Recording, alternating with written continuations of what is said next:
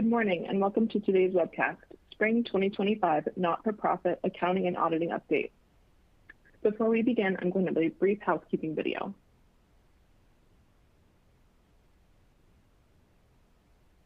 Welcome and thanks for joining us. Moss Adams webcasts are designed to help elevate your business performance. Transform your future for the better with advisory solutions tailored to your vision and supported by our collective technical resources. Our presentation will start in a few moments. Before we begin, here are a few things to keep in mind. You can customize how you both view our presentation and interact with the presenter. For better viewing, close all other applications and turn up your speaker volume. You can also adjust window size and placement or enter full screen mode using the controls at the top of the window or dragging the bottom right-hand corner to resize. At the bottom of your screen, you'll see a series of icons, each relating to a different aspect of our session. You can download the group attendance sheet and a PDF copy of today's slides from the slide deck and handouts widget. You can ask our presenter questions during the webcast by typing a question in the Q&A window and clicking Submit. We'll do our best to answer all questions during the presentation or follow up via email. If you experience technical difficulty during today's presentation, refresh your browser by hitting the F5 key. Today's session will offer you 1 CPE credit. To receive credit, you must meet the requirements as specified by the National Association of State Boards of Accountancy. You must attend at least 50 minutes of the session and respond to at least 75% or 3 of the 4 polling questions, which we'll ask throughout today's presentation. Polling questions will appear within the slide window. To participate in the polls, please click on your answer and be sure to hit the Submit button to record your response. We'll track your progress and alert you when you've earned CPE credit. You can then click the certificate icon in the CPE Progress widget and download your CPE certificate. Don't worry, if you can't download your CPE certificate today, we'll email a copy to you in 2 weeks. If you're attending this webcast in a group, you must complete our group CPE attendance sheet to receive credit. The attendance sheet is available in our slide deck and handouts widget. Please have all group members sign it and send only 1 sheet per group. Also note that CPE credit only can be awarded to participants registered as themselves and isn't available for participants who view the on-demand version. As a reminder, the presentation you're about to see is not legal, investment, or accounting advice. We encourage you to seek the counsel of a professional service provider to apply this content to your specific circumstances.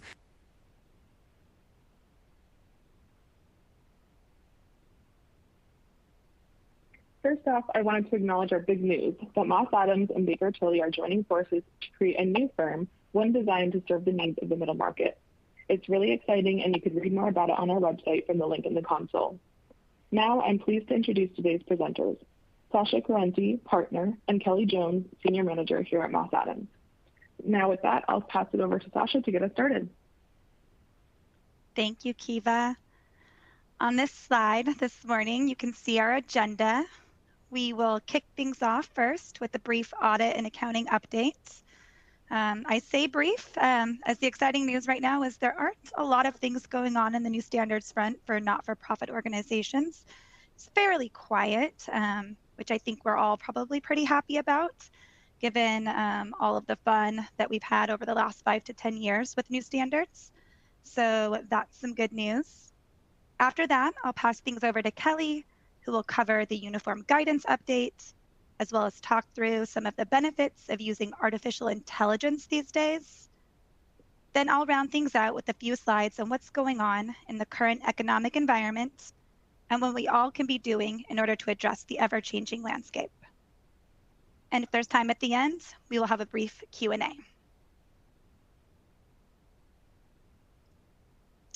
Here you can see the learning objectives for today's session. We will describe recent FASB updates in IT matters affecting not-for-profit organizations and higher education institutions.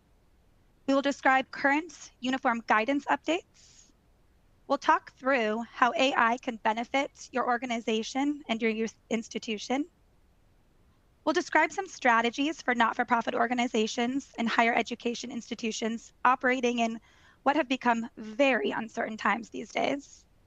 And lastly, we'll describe a few lessons learned from the Department of Education related party disclosure requirements.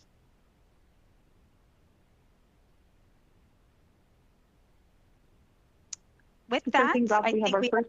Oh, Yep, go ahead, Kiva. start things off, we have our first polling question. The question is, what type of organization are you? A, higher education, B, foundation, C, social welfare or charity, D, other. I'll give you a few moments to respond. To participate, please click the button next to the answer you choose and hit submit.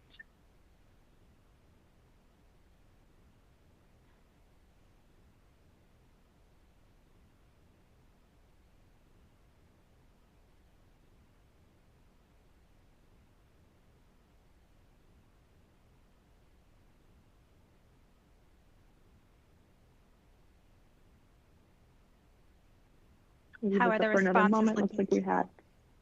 looks like we have about 87% of attendees responding. I'll leave this up for another moment here. Okay, and here are those results. All right, so we have a lot of other in that category. Seems to be leading the charge. I'd be curious to see what the breakdown of everyone in that bucket is today.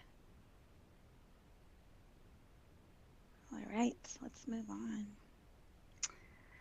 All right, now that we have the majority of our housekeeping items tied up, let's dive into the first section of the day, or as I mentioned, our brief accounting updates. So in our brief update today, we're going to talk through two areas. The first is revisiting CECL, or Current Expected Credit Losses, which was effective for years starting December 31st, 2023. So in theory, everyone should have been implementing this in your audits that were underway in the previous year. We aren't going to revisit the details of this standard today, since it's now been effective for over a year, but we do want to specifically call out and remind everyone this isn't a set it and forget it type of standard. It is something that needs to be monitored on an ongoing basis. You should ensure that your accounting policies and procedures are designed to include monitoring of this standard and revisiting at least on an annual basis as part of your annual financial close and reporting process to ensure that the methodology you are using and assumptions being factored into your calculation are updated and revisited to account for current business and economic conditions. Remember, this does not apply to contributions and pledges receivable, which are specifically scoped out of the standard. Some key lessons learned over the past year as it pertains to implementation of the CECL standard. One, be sure you are factoring in forward-looking indicators. This isn't all based on historic information. Your calculation will only be as good as the quality of the data you are using in that calculation. And remember, this may require cross-functional involvement from individuals with information outside of the accounting and finance departments. And lastly, documentation is always key. The second area we will touch on relates to crypto assets, which is a new standard that will be effective for fiscal years beginning after December 15th, 2024. Crypto assets are a hot topic these days, and it can feel a bit serious and intimidating. So I wanted to lighten the mood before diving into the accounting side of things too far. Here's my Bitcoin jokes for the day. Bitcoin is one of the most popular cryptocurrencies, and it has certainly earned its place in the crypto world. The digital gold has a way of capturing attention with its wild price swings and exciting market news. Whether you are a seasoned trader or just dipping your toes into the waters of crypto, here are a few puns that will keep you smiling while we discuss your favorite digital coins and crypto assets. Bitcoin is like pizza. I just can't get enough of it. Just like Bitcoin, my love for the blockchain is strong. How does Bitcoin like its tea? With a little bit of volatility. And lastly, a Bitcoin investor without a plan is like a ship without a captain. All right, now my fun part is done, and I'll get to the accounting stuff, which I'm sure you're all waiting for. So what's in scope for crypto assets? In order to be considered a crypto asset, it must meet all of the following. 1, it must meet the definition of an intangible asset as defined in the codification. 2, it does not provide the asset holder with enforceable rights to or claims on underlying goods, services, or other assets. 3, it is created or resides on a distributed ledger based on blockchain or similar technology. It's secure through cryptography. And lastly, it's fungible.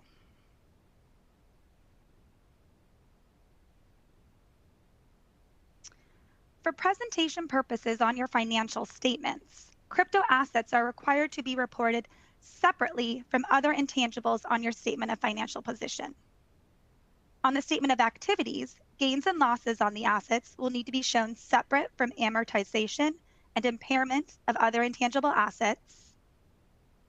And on your statement of cash flows, you'll show the cash flows from crypto assets as operating activities unless they are received to finance capital.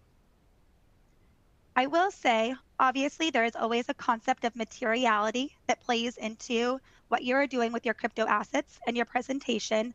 So do always be aware that you can keep that in mind when it comes to presentation purposes.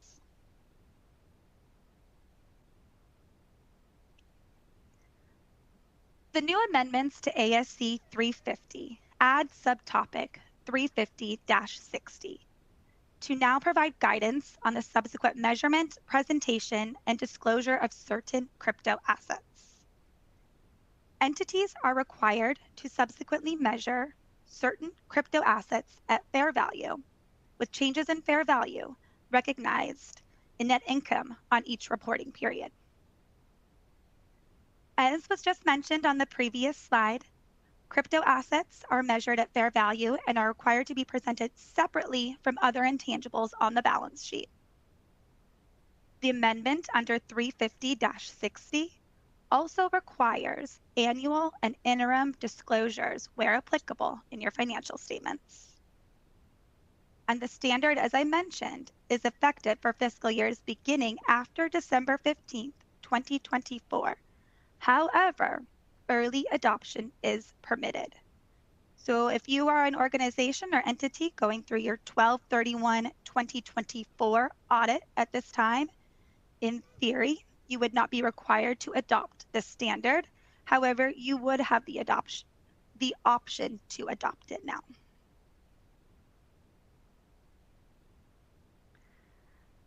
So what can and should you be doing now? Well, start by revisiting your investment policy and strategy. Has it been updated to include consideration for crypto assets? You need to know what you own and why you own that asset. What is the investment strategy behind those holdings? Communication. Discuss with your auditors throughout the year to make sure you are addressing anything that might impact the audit. Key parts of that discussion would include any current year changes in your assets, the scoping and sample selection process that we use to audit those assets. Can you get the information that will be needed? And the valuation methodology you are using to value those types of assets that you hold. A key takeaway, start the conversations early. You may not know what is needed. Having the conversation early will ensure that you are prepared and ready to, 1, implement the standard, 2, and address what you might need from an auditing perspective.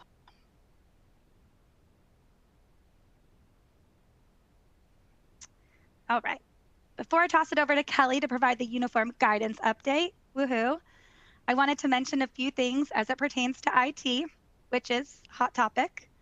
I'm sure everyone today is aware that not-for-profit entities are increasingly becoming the targets of cybersecurity threats. We continue to see an uptick in compromised systems stemming from a variety of attacks consisting of phishing, ransomware, insider threats, supply chain risks. One thing we found is over 70% of CEOs are concerned about their organization's ability to avert or minimize damage to the business from a cyber attack. This is important stuff. It's critical that you are not only protecting the financial information of the entity, but also critical to protect sensitive donor information as well as student data. A great tool that can and should be used is routinely conducting an IT or cybersecurity risk assessment. This helps organizations with smaller IT teams or no IT security team manage your security program and prioritize the security risks that are at play.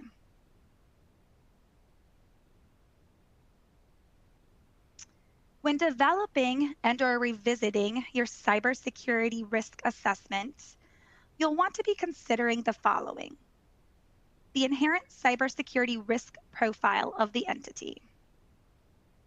What are the risk tolerance levels or risk appetite that you are willing to accept or the board is willing to accept? A general understanding of the common cybersecurity risks at play. And what are the controls that you have in place or that you need to put in place in order to mitigate those identified cybersecurity risks? And then lastly, what would be any remaining residual cybersecurity risk that would still be at play after the treatment and identification of all of these areas? It's important to be having these conversations. I know it's something that we all talk about on a high level, but it's time to take action. Make these a routine topic of conversation at your board meetings and make sure that the board is involved in understanding where your organization is at risk and helping guide to what needs to happen next. All right, I'll take a break and let Kelly take it from here on the uniform guidance. Thanks, Sasha. Today, I'm going to start by revisiting some highlights from the Office of Management and Budget revisions to the Uniform Guidance Part 200, which came out in 2024. The intent of those revisions was to reduce the administrative overhead and burden on non-federal entities while providing some increased flexibilities. It was also intended to provide clarification in some sections that had been interpreted in different ways by recipients or agencies, with a focus on plain language for applicable sections.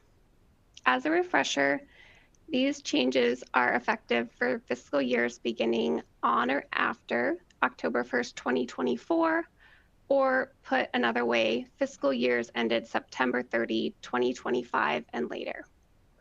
Since we have previously presented in depth on the revisions when they came out, I won't cover them all here today. Instead, we'll just highlight a couple as reminders. One of the regularly noted changes from the revisions is the increase to the single audit threshold from $750,000 to $1 million.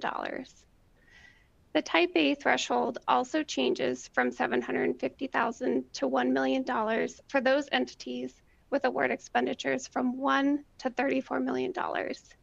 Again, it's important to remember this is not effective until audits of fiscal years beginning on or after October 1st, 2024.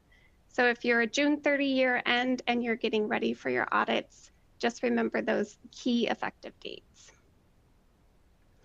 Another change is that the de minimis rate is also increasing from 10% to 15%. As a refresher, this is the rate that's used for the recovery of indirect costs if an organization doesn't have a negotiated rate. Other changes include the modified total direct cost threshold increasing from $25,000 to $50,000, and the equipment and supplies thresholds have also increased from $5,000 to $10,000. The Council on Federal Financial Assistance website also includes a nice summary of these key revisions if you want to revisit them. I would encourage you to visit that. Before moving on, I did also want to emphasize the importance of carefully reviewing awards in determining if the 2024 revisions are applicable. So, for new federal awards that were issued on or after October 1st, 2024, if the award is silent on which version of the uniform guidance is applicable, recipients should be applying the 2024 revisions.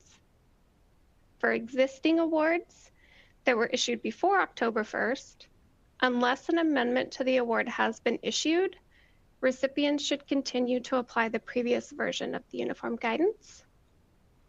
And then for amendments issued on or after October 1st, if the amendment doesn't explicitly say to use the 2024 revisions, recipients should continue to apply the previous version of the uniform guidance. And then also just a note on subawards. Pass-through entities with federal awards that have been amended for the 2024 revisions are required to amend existing subawards to apply the 2024 revisions. If the federal award hasn't been amended, then the previous version will continue to apply to subawards. If you have doubts, I'd encourage you to refer back to the terms and conditions of the awards or reach out to the federal agency or pass-through funder for clarification.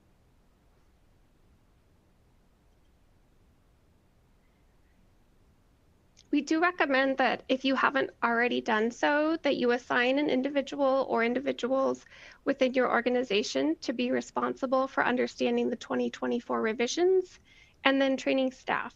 It will also be important to revisit your grants policies and procedures and revise them as applicable. As always, we encourage you to consult with your auditor or accountant if you have questions.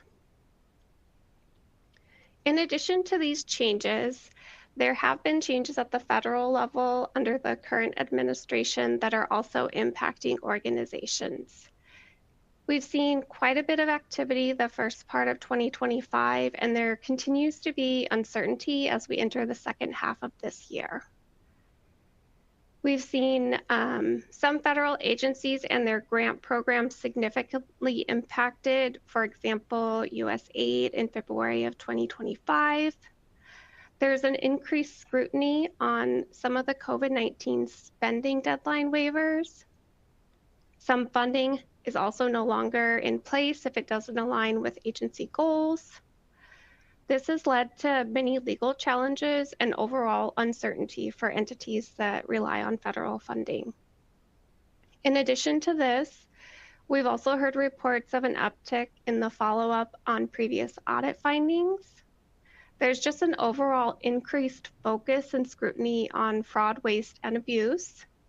So I'm going to go ahead and go through a few in-depth examples of recent activity that were highlighted during the Governmental Audit Quality Center annual update in early May.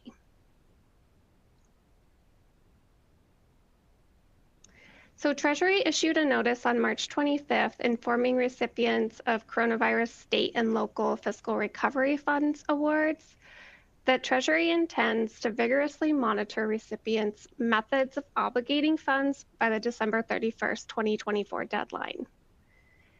They stated that Treasury is committed to recouping funds that recipients obligated or expended impermissibly, as well as to recapturing funds that recipients did not obligate by that deadline.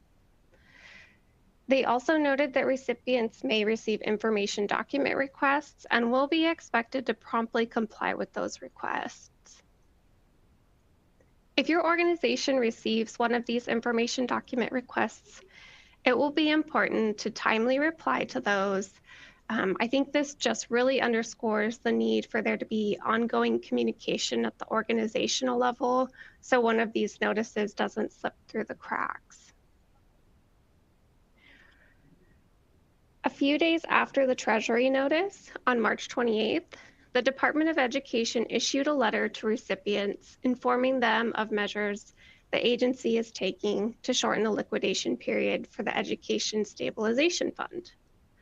The period of liquidation was changed from March 2026 to March 2025. The letter indicates that recipients and subrecipients have had ample time to liquidate obligations. So again, we're seeing an emphasis on some of those COVID recovery era fundings and the related timing of the obligating and liquidation of those funds by the current administration.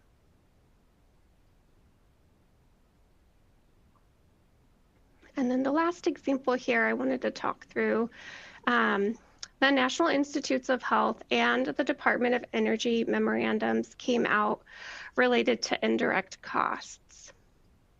NIH issued a memo in February that would limit indirect cost recoveries to 15% across all NIH grants in lieu of a separately negotiated rate for indirect costs. And the Department of Energy's announcement came out in April stating all future department grant awards to institutes of higher education will default to a 15% indirect cost rate. If your organization has received a formal notice or an action that has amended the terms of your agreements, you'll need to work to understand the impacts of those changes. There's really just a lot going on in the environment right now. As changes continue to happen quickly, it's important for organizations to continually consider these new developments and whether they will have an impact. Consider, for example, do you have a point person in your organization who is following these changes and examining any risks and planned responses? Just really a heightened focus on this right now. I'm going to go ahead and pass it over to Kiva to launch our second polling question. Thank you, Kelly. This is our second polling question. The question is your organization subject to single audit? A, yes. B, no, but we will be subject to single audit in the near term. C, no. D, unsure. And as a reminder, if you'd like to receive CPE credit for today's webcast, you will need to respond to at least 3 of the 4 polling questions.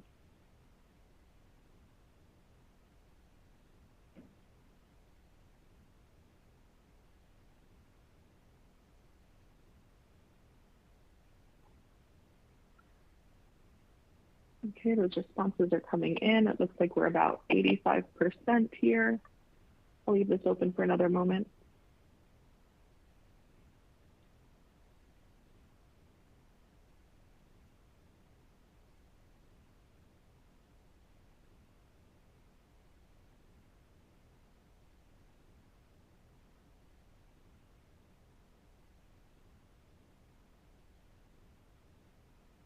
Okay, and here are those results.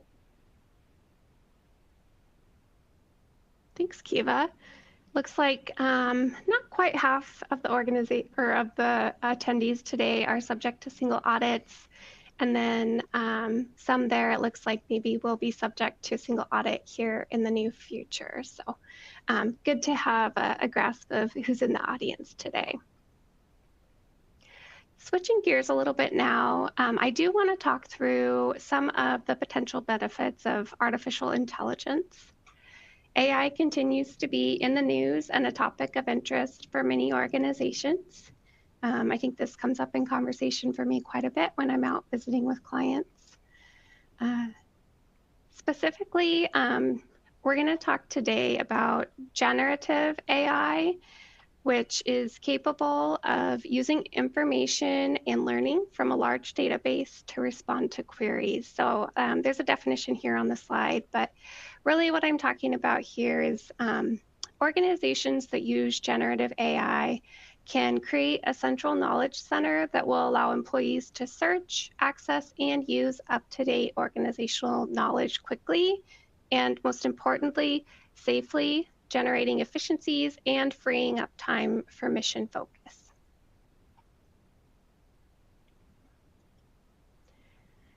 So we do know that there are organizations using AI, but there is still a gap between the perceived benefit that AI can bring and the use rate.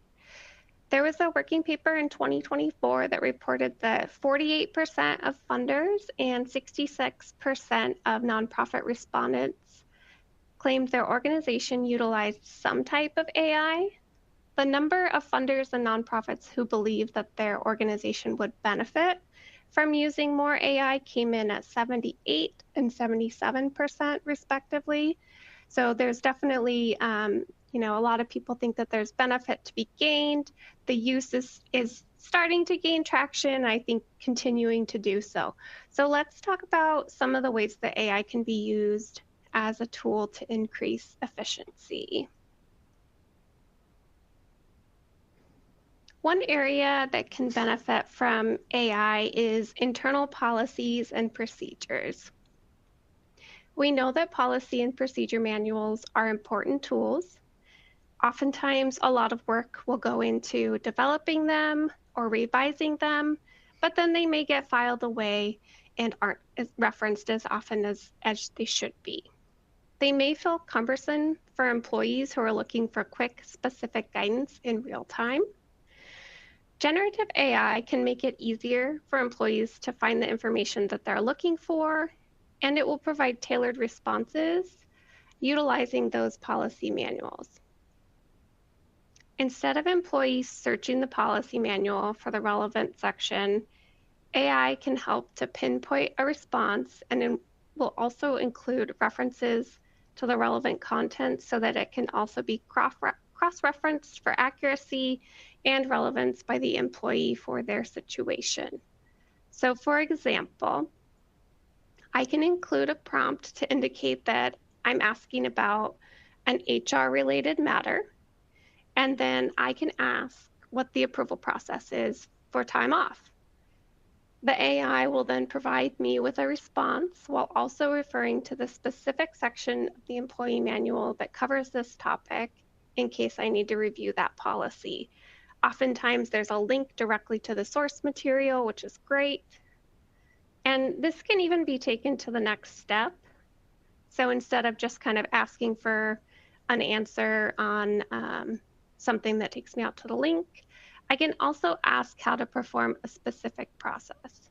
For example, if I am newer to the organization and I'm trying to figure out how to onboard a new hire, I can actually ask the generative AI how to do this. And by referring to the most current policies, the AI can provide a step-by-step procedure to be followed. Other areas that nonprofits can gain efficiencies include grant writing, annual reports, impact stories. We all know that grant writing is a critical component of securing funding, but often time-consuming. Generative AI can automate the initial drafting of grant proposals, allowing grant writers to focus on customizing the proposals with that time that's saved on the initial draft. AI can utilize the information about your organization's mission and specific project to generate a first draft.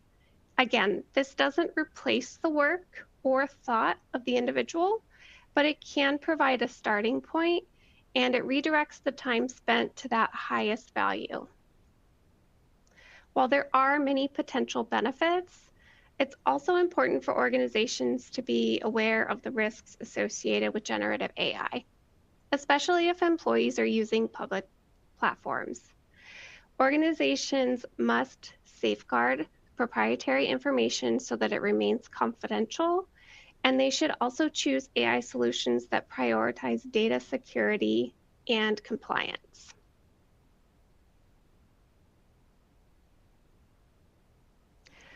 Organizations should have a policy in place that governs how generative AI can be used, including addressing how employees can or cannot use tools like ChatGPT in the workplace. Organizations that are exploring generative AI can consider off-the-shelf tools or a proprietary model built for a specific use case. Security risks are a key consideration if an organization is using generative AI. Some of the information that you want to understand includes how data privacy is managed and whether the tool you are considering complies with data protection regulations. Also consider security. This includes encryption, access controls, as well as vulnerability management. The tool should use encryption to protect data, and organizations should be able to limit access to their sensitive data. Other considerations are whether or not the tool complies with any relevant security standards, the security of any third parties that the tool may rely on, and what the response is if there is a security breach.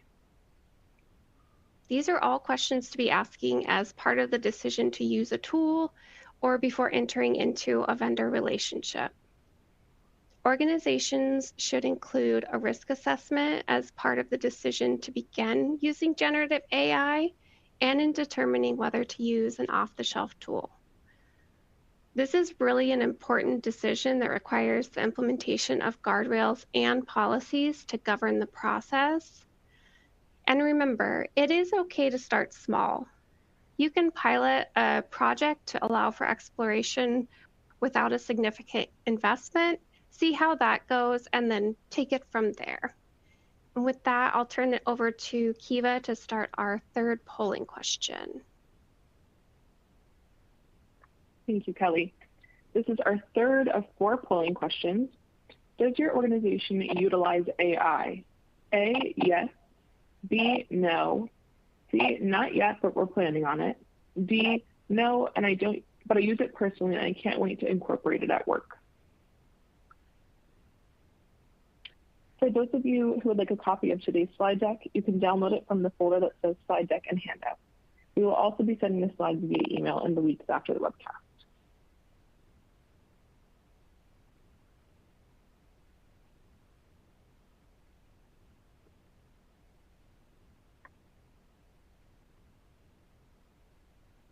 I'll leave this one open for a little bit longer here just to give everybody an opportunity to submit their answers.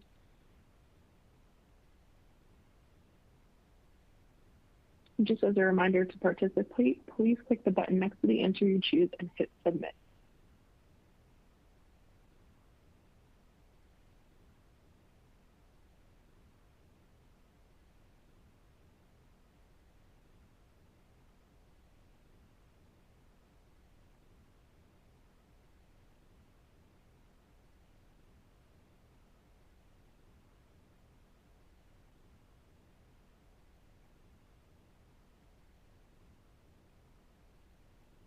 Okay, looks like we're about 91% of responses are in.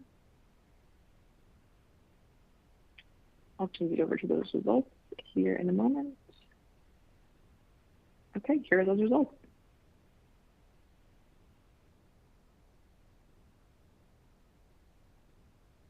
Wow, that's pretty exciting that nearly half are using AI. I think that's a great start. There's about a third that aren't yet, and then another 20% who are looking to add to it. So very interesting. And actually the number of organizations using AI, that number is higher than I thought it would be on the responses. So I think that's really exciting times.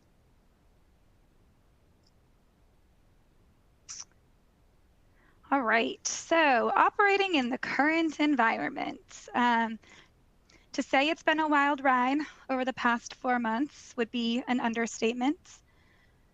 Mission-driven organizations face a time of unprecedented uncertainty. The attempted federal funding freeze in January 2025, the deluge of executive orders and ongoing examination of federal initiatives have brought contingency planning to the forefront for many not-for-profit organizations that depend on governmental grants and contracts to fund not only programs, but also just general operations.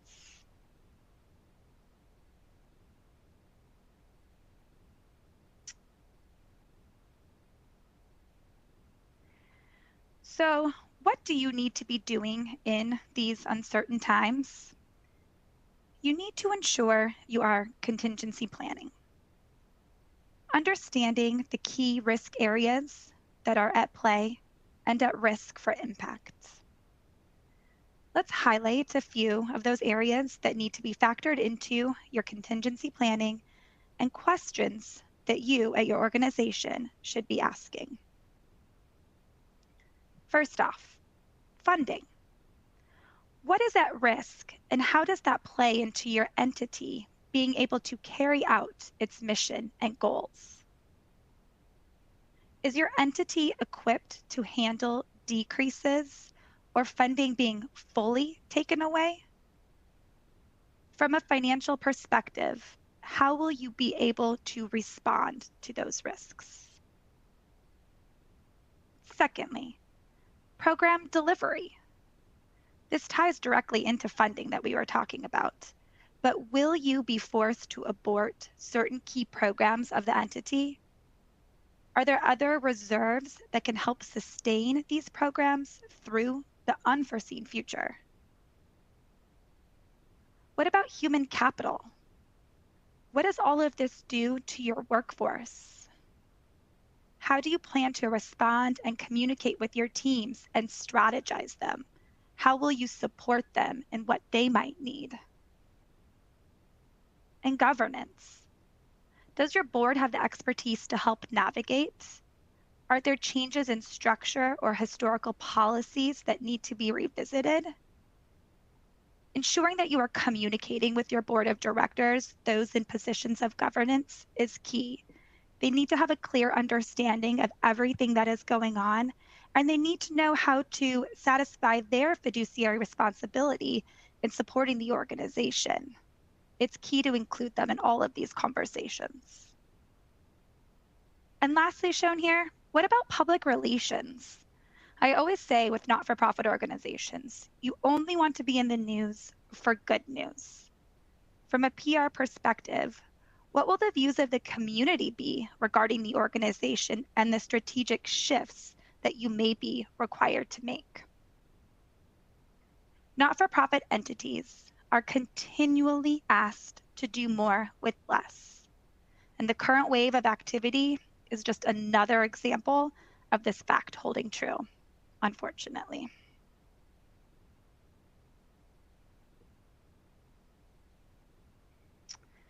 How can you respond to these areas of risks and address the questions at play? One thing that can be done is using a tool such as an enterprise risk assessment can be very valuable. Enterprise risk assessments can be scaled up and down depending on the operational needs of the organization. Once you've identified the areas of risk, hone in and focus on those that are the most likely to occur or could be most impactful to your organization. Spend your time focusing on those 3 to 5 most likely scenarios. While when you go through this exercise, you likely are going to come up with a number of scenarios, but you really need to be focusing on those ones that are most impactful. You have limited resources, limited time, so be sure and hone in on those. Develop strategies for those areas and how you plan to address the risks that you've identified. For each strategy, identify an owner within the staff or the board to lead that initiative. Again, this is another area where you should be involving the board. They need to be involved in the conversations and have ownership over these strategic shifts that you may be making. And lastly, as part of all of these considerations, you need to identify the strategies that are permanent versus those that are temporary or that may be reversible with other changes that could come down the line.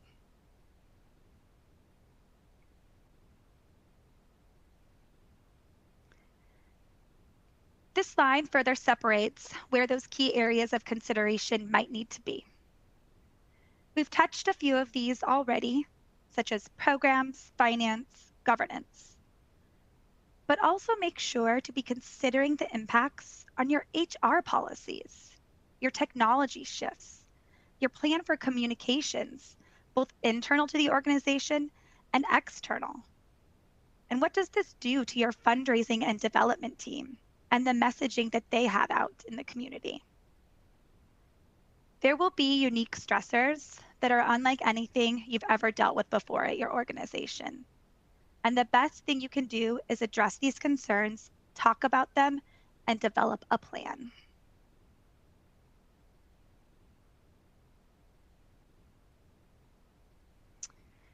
If you haven't yet, it's time to take action.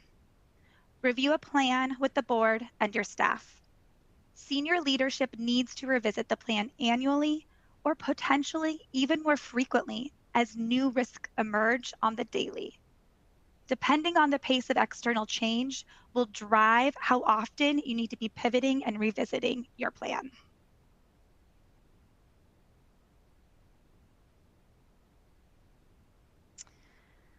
Next, I just wanted to talk through some of the more macro trends that we are seeing that are impacting those in higher education, but also in the not-for-profit sector in general. First, I think I just heard some new news on this morning, tariffs and the impact on supply chain. It's a daily swing, and when I turned on the Today Show this morning, that was cover story yet again. First thing coming out of Savannah and Craig's mouth was topic of tariffs, but I think we're all getting used to the whiplash that is going on in this space, but it just makes it all that more important to ensure you're discussing and strategizing to ensure your budgets, your forecasts, that they still remain appropriate, but mostly so that the organization does not find itself in unplanned cash flow constraints. DEI policies. We've clearly seen that reducing funding for DEI became a prominent initiative of the current administration. But what does that mean? As an organization, you need to assess any potential impact based on the nature and type of funding you receive, but also the ripple effect of any changes would have on the overall culture of the organization or how it's viewed to the public.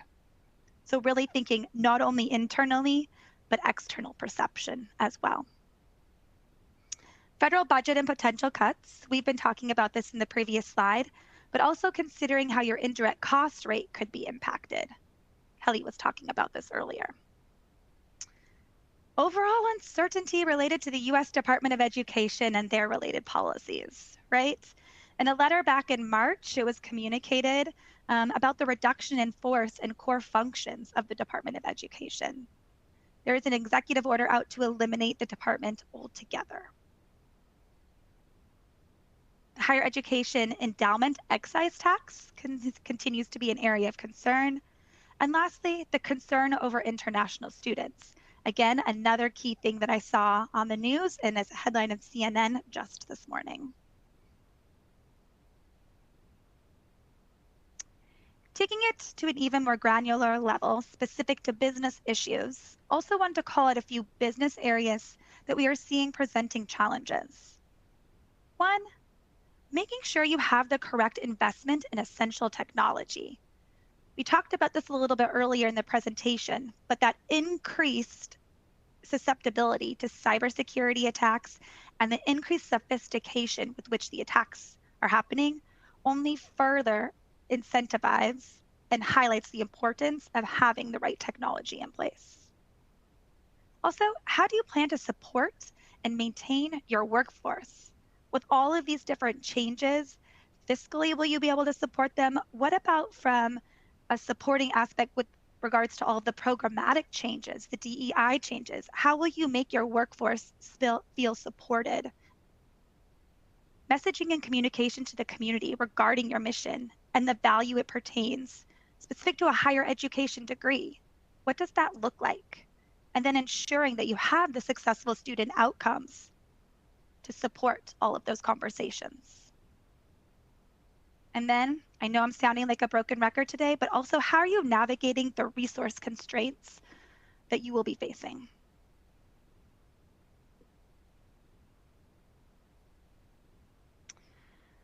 So what can you be doing now in order to navigate these current business risks? First off, be flexible.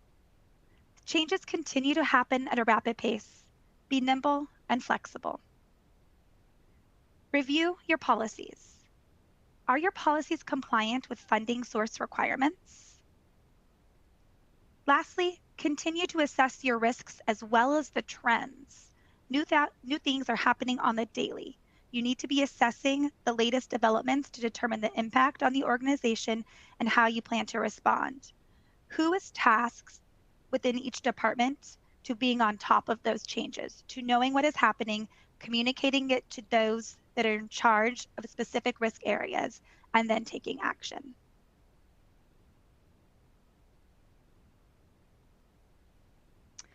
One last topic before we head into our final polling question for today, but just wanted to briefly mention the now newish related party disclosure requirements that were effective as of July 1st, 2024.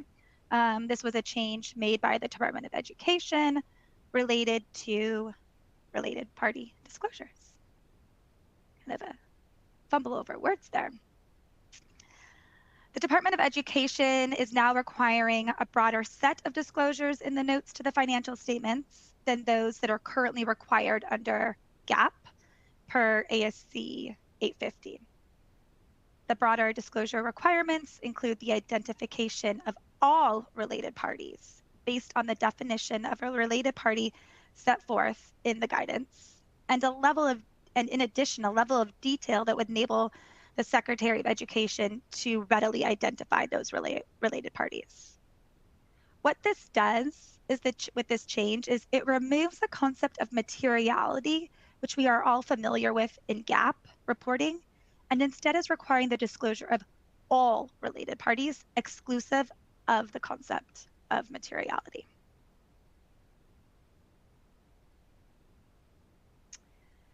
Department of Education is now requiring financial statement footnotes, disclosures of the name of the related party, the location of the related party, and a description of the related party.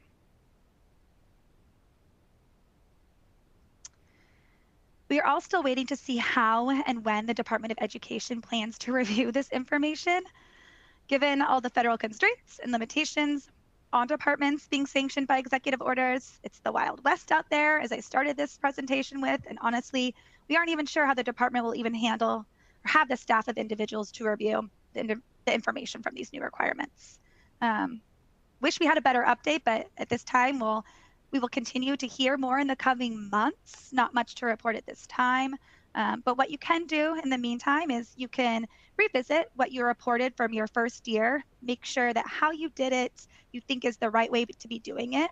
You can compare it to peer institutions, looking at examples that you might see that are public now and seeing are there changes that we may want to make based upon how you're seeing the information being presented at other institutions. And with that, I believe we are at our final polling question of the day. So Kiva, all you. Thank you so much, Sasha. This is our final polling question.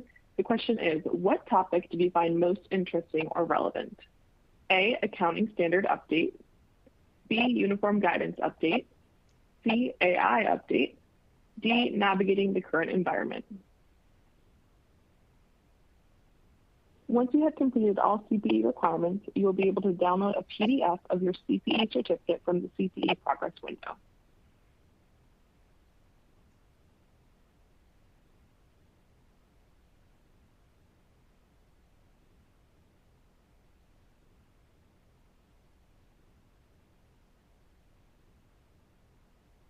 Again, this is our final polling question. So anybody who would like to receive CPE, please submit your answers on the screen.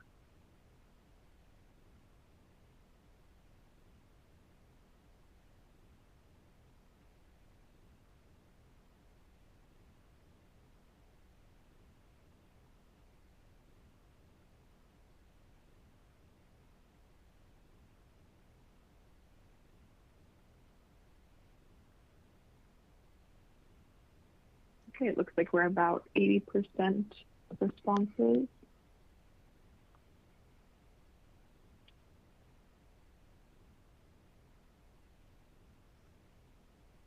Okay, and here are those results.